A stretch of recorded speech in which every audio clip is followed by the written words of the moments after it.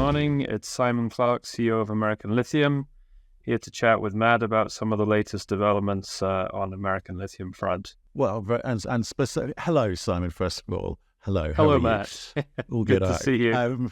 We're here to talk about actually Falchani and how things are moving along in our country. So can you give us some? Obviously, you put a press release out recently. Give us some of those highlights because I kind of want to get into it with you. Yeah. So I think it's well known that the last regime, for whatever reason, and our job isn't to criticize the politicians; it's to move our projects forward. But as we all know, there wasn't a lot of progress on the permit front during the last regime, for sure. And we've been very pleasantly surprised, and not only because you never know what you're going to get by the new government, and its real focus on the economy, and within that the mining sector in terms of helping deal with any social unrest, bring jobs to the poor area, drive mining projects forward. And I think, as we've talked before, Matt, they've made a lot of commentary about short-circuiting permitting mines, and they've also expressly said they want to see lithium. There's two main tenets that they've talked about in recent times, and that is getting copper production up higher. They briefly lost the number 2 producer in the world status, and they now have it back, and I think they want to continue to build on that. But also, critically for us, is see lithium developed in Peru as an industrial metal. So, we're getting lots of good things said. We're getting support certainly on the ground. We've had some initial permits. We're still waiting for a couple here, which hopefully we'll get very soon. But I think really where I think the team on the ground did an excellent job is recognizing during the last regime that if we launched our environmental impact assessment process early, and if you remember, that's a big piece for ultimately permitting a mine. So do it early. It's a prescribed process. And if you launch it and you get everything, under the regulation, it also allows you to drill 10 holes. Now, those 10 holes are primarily hydrological, water flows, testing for water table, that kind of stuff, all part of the environmental piece. But you are also allowed to take core up to about 160 meters. So for us, it's been a win-win in terms of we're now well ahead of when we get to actually the point where we permit a mine. We're almost a year into this EIA process, and that's going to stand us in great stead. But we've also been able to do some of the infill and extension drilling that we wanted to do to really take the existing resource on Falchani, move it from indicated and inferred to M&I, and to extend it. And it's allowed us to do, maybe not everything we would want to do, but it's allowed us to do a bunch of that work. And so you will see us in the next few weeks coming out with an updated resource, a reclassified resource. And if you remember, you need to have M&I resource for your reserves as you move through feasibility. So, a big step in our pre-feas process is updating the PEA. First piece is the resource.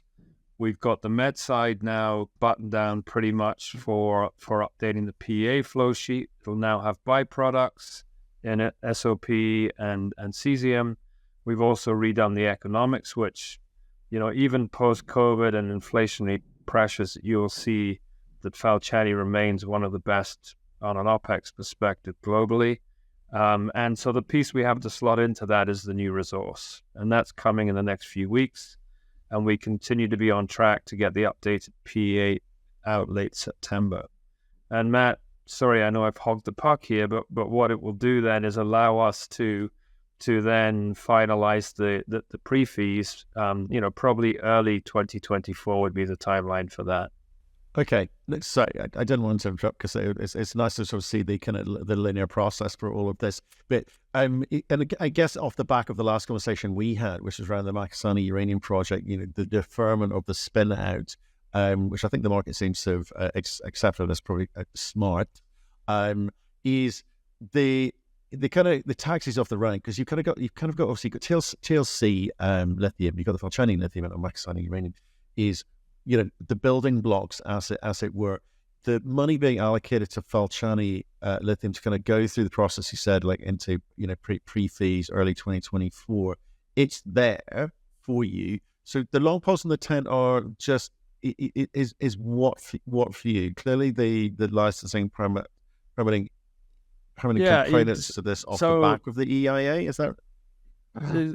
So the drill permit we have that we're waiting on at Falchani is not critical for the updated PEA. It won't be, any additional drilling will not be incorporated in that. As I say, because we've managed to do these 10 holes, which have allowed us to extend the footprint of Falchani 400 meters to the west and also extend it to the north, which has been great. But it's allowed us to reclassify, or it will allow us to reclassify a chunk of the resource as well, which is the piece we need for pre-fees. In an ideal world, Matt, we believe we will see that permit any week. I know we've been saying that for a while, but certainly that's our belief. And we will do several more holes, which will now be guided by the 10 holes that we've just done. So we want to put a few more holes in a couple of areas where we've had some really exciting drilling, and continue to expand the resource further. And in an ideal world, that will flow through into the PFS. There's time for that. And then the other key piece we still want to do is continue to refine the flow sheet. There's a couple of steps that we want to focus on. We don't need it for the updated PEA, but as we move into pre-fees, we obviously want the pre-fees flow sheet to be one that we're then ready to pilot. And that's where we'll get to. So this updated PEA is a huge piece of pre-fees, and then what you'll see in the back end of the year is a bit more drilling, and again a bit more on the met side to position us to be able to then move to pre-fees. And if we were not able to do the drilling for whatever reason that we want to do, we would still have the M&I resource through this process that would allow us to move the project forward into pre-fees anyway. It's just we'd like to continue to expand the resource, clearly. Yeah, absolutely. So basically, it does. But if you don't mind, just give a bit more detail, because obviously the drilling that you've done off the back of the EIA, the 10 holes, you talk about mineralization being found in that, which you hope to be able to bring into the pre-fees, which is all good stuff. But what has it told you, or is it too early days in terms of where you drill, what you're drilling for, and what's going to give you the maximum level of success or return on capital invested, as it were, in terms of making sure that PFS is as fully loaded as it possibly can be? Because absolutely, we've seen the macro environment for lithium be quite erratic since the end of last year. It's kind of settling back down. I think something slightly more realistic levels at the moment. But you've got to do a job on that PFS in terms of bring that inferred into indicated, in terms of driving that NPV and I kind of guess giving some level of comfort that there's still a lot left on the table in terms of how you can grow this company.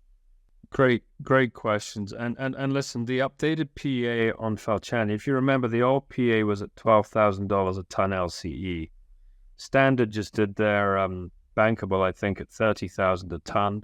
We did the TLC PEA at $20,000, which was still very conservative against a Thacker pass, very similar style of mineralization, at $24,000 a ton. So even if all we do is move the price for the commodity up and increase the OPEX and CAPEX for a little bit of inflation, you're going to see a very, very big jump in the NPV and the NAV on the updated PEA. But as you say, that's going to be that updated PEA is going to be a great milestone. It'll really, really show, I think, just in today's environment where Falchani sits in terms of, economics, not only really low OPEX, I think it'll be one of the lowest on the global cost curve, but also the economic returns will improve significantly. that will continue to happen as we move through pre-fees. But as I say, the big piece on pre-fees really is, are we able to bring in a bit more resource, a bit more of the resource through a bit more drilling, and again continuing to refine the flow sheet. We're now using counter current in the flow sheet. It's helping us really reduce acid consumption, as well as bring in the separate circuits for the byproducts. So there's a lot of work being done on that. So, like I said off the top, the PEA is a really material piece of the PFS, and it's really why we focused on. It makes sense to update that really as a key building block to then refine things a little bit further for the PFS. Okay, and you mentioned sort of cesium earlier in the SOP component to this. Is that becoming more important in terms of the economics for you, or is it truly a nice byproduct to be had, and perhaps we shouldn't pay too much attention to it? It's a great question again. Yeah, and what I should have said is, what we've learned from the drilling as well is, where the company is focused primarily historically has been on the volcanic tooth, the volcanic glass that tends to host the higher number, the highest numbers on the lithium side. What we're also finding in the latest drilling is that we're getting some very good lithium numbers in the breccias below and above that as well. And we're also getting really elevated cesium numbers. So, we've never brought those into the economics previously, but you will see in the PEA we're really focusing on the tooth in that original model. But as we move forward into PFS, there's these other styles of mineralization that have the potential to add more. So when you look at the byproduct, the SOP is a very strategic byproduct, because if you remember, Peru imports nearly all of its fertilizers, and especially the high-end fertilizers, the SOP. And as we've talked before, Falchani has the potential to make Peru virtually self-sufficient in SOP. So economically, it's not a huge piece to bring in, but strategically, it all adds, but it's very strategic. And then on the cesium is a highly strategic critical mineral, again dominated by the Chinese. It has a lot of military applications, and I think the price of cesium is typically 50 to 60,000 a ton. There's not a lot of major sources of cesium in the West, and we do think that has a potential to be a very meaningful byproduct, and again strategically very important. If you look at this whole Cold War on critical minerals with China, and the fact that, again, in the West, a lot of the existing mines on the cesium side are pretty much done, I think Falchani could have a lot of relevance there. So economically, cesium definitely has a bigger impact than SOP, but strategically, SOP is very important as well. Well, so in terms of conversations locally with local and federal government, I imagine it would be. Tell me this: we've seen. I kind of touched upon some of the the macroeconomics of recent months, or coming up for 9 months. It's been quite the ride, but we've also seen a resurgence recently of lithium equities, mainly stemming out of some of these lithium pegmatite type stories which are out there. They seem to be the darling of the moment. Many of them very, very early stage, but I think people are they're intrigued with the kind of hard rock, component to it. It's, I guess, better understood, and I think people's expectations are, some of them slightly out of whack, but expectations are high. What does that do for all lithium stories in terms of people looking in at you, or is that a distraction for investors perhaps looking for these new stories? And I say that as as someone who's running a significantly advanced development story. How do all these things and these movements and variables affect you and your thinking and indeed your relationships with your, I guess, larger investors?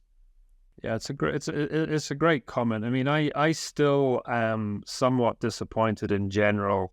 You look at the lithium world. I think most analysts that I follow and have showed that in 23, maybe early 24, the market is more in balance because you've got some supply coming on and demand continues to grow, but it's not yet outstripping the supply that comes on in 23.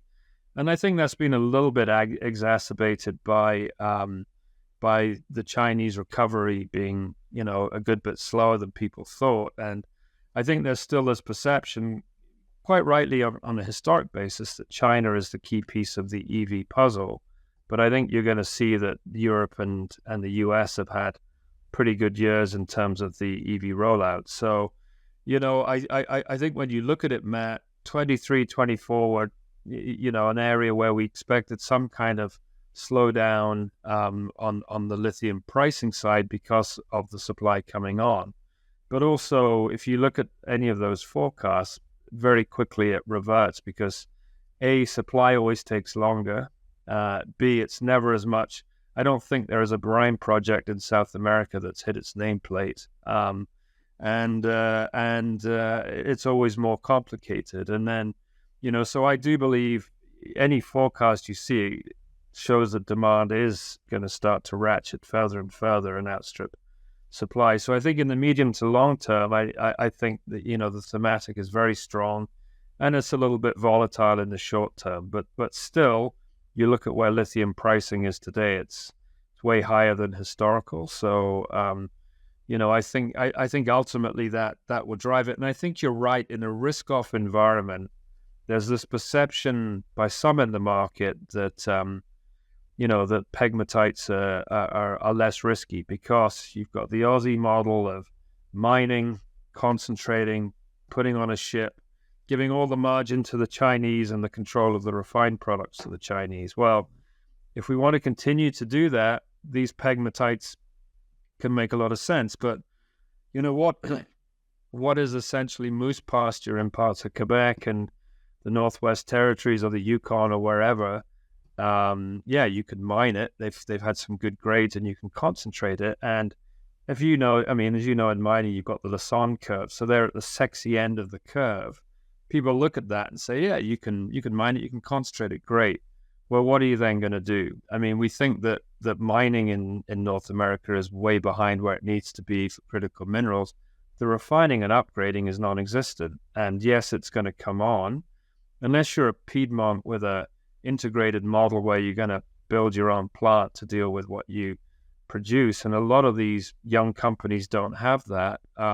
You don't have a choice but to stick it on a boat to, even if you can get it to port to China or wherever, to refine and upgrade. So my view, whether it's right or wrong, is that companies like us that focus on high purity products that don't need to be shipped anywhere for refining and upgrading make a ton of sense in the short to medium term. And I do think that's going to be borne out post Labor Day. I mean, if you remember, Lithium America is obviously the darling of the Claystones, the one that's furthest ahead, our big brother, if you like. They got the money from GM on the equity side. So everyone is expecting a big check from the US government through the DOE to build the mine. But they're not going to do that until Lithium America separates its South American business and its North American business and effectively gets their Chinese investor side into the South American piece. So I think post Labor Day, you're going to see, Lithium Americas has been pretty quiet as they've gone through that separation process. I think you're going to see more and more focus on that. I think you're going to see funding coming from the DOE to build the mine. And I think that probably, again, helps put more of a bid back under the Claystones, which will help us. If you remember, our flow sheet is very, very similar. And I think that'll help, again, put the spotlight on what are the most near-term sources of high-purity lithium products in the U.S. and North America, if you want to put it that way. So I think you're right. There's been this fascination because this perception of lower risk on pegmatites, but I think reality will come back into play. And I would hope that with this latest pullback that we see some of the more mainstream institutions out there that still haven't figured out how to play lithium, and a lot of them have sat on their hands starting to get in. I mean, all the strategics and the OEMs and everyone recognizes that lithium is needed and here to stay, and it's not quite yet translated, I think, into the equity markets, which is, why you've seen some weakness in recent times against a commodity that's certainly more volatile in the short term.